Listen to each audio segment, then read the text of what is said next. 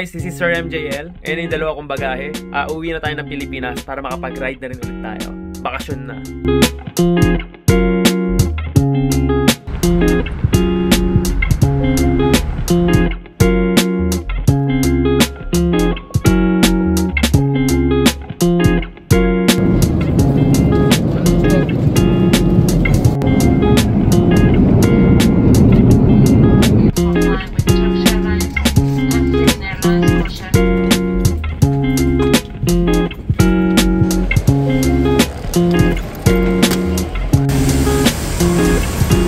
Sa Pilipinas ka na kung ganito ka-traffic, di ba? Mamimiss mo rin to pag umalis ka ng bansa natin.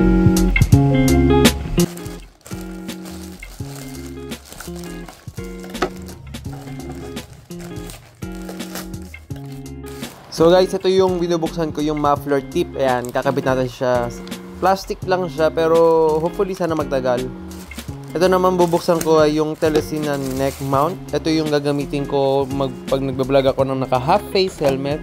Kasi nga wala kang ma-orderan na para sa half face. Unless ilalagay mo siya sa pinakaibabaw ng ulo mo, which is ayoko naman nun.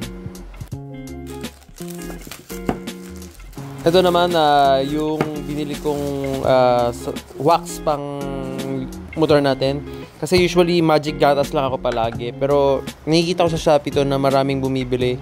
So tiniray ko siya. Para sa akin maganda rin siya. Basta pupunasan mo siya after pahiran.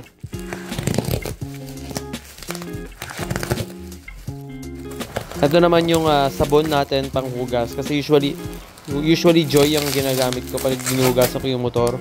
Pero bumili na ako ng ganito. Sobrang tagal maubos ito. Pangalawang bili ko na to. Ito naman bumili ako ng transparent na sunglasses para pag night ride, 'di ba? Hindi ako mapipuwing sa mata.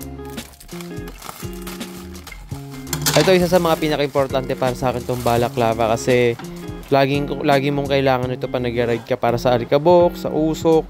So bumili ako ng extra kasi nakakailang beses ako sa isang araw minsan. Pinapalit ko talaga agad pag madumi na. Ito naman bumili ako ng gear para sa tuhod at sa siko. Para sa girlfriend ko to kasi ako meron naman akong jacket na may padded.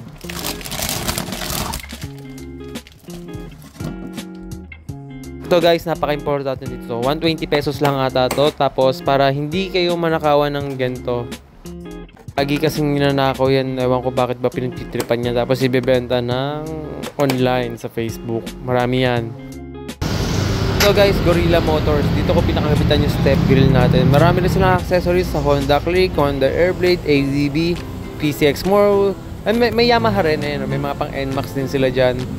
Pero yun, 1,200 yung step grill. Pumunta ako para sa kanila ko pakabit. Kasi medyo komplikado yung sa PCX. Unlike sa Airblade, ako lang nagkabit. Sa PCX kasi tatanggalin mo pa yung upuan mo. Tsaka mas mahirap siya i-align. Yung pagkaka-align mo rito para hindi mas magasgasan talaga yung flarings mo. So ito yung itsura mo pag naka-neck mount ka. Tapos dito ko kinabit yung mic natin. Ito na itsura ni PCX, oh. Ayan yung step grill niya. Yan. Kita nyo naman, 'di ba? Hindi naman siya sayad. Yung sa ilalim wala yan. Di yan gagasgas. Ito yung muffler tip na binili ko kanina.